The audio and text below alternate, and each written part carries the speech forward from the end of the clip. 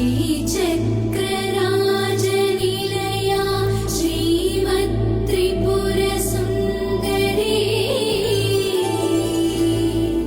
श्रीशिवा शिवशक्त्यैकरूपिणी ललिताम्बिका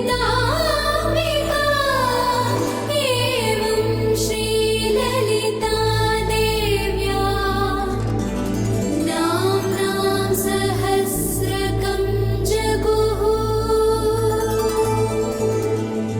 इति श्रीब्रह्माण्डपुराणे उत्तरखण्डे श्रीहयग्रीवागस्त्यसंवादे श्रीललितासहस्रनामस्तोत्रकथनं सम्पूर्णम्।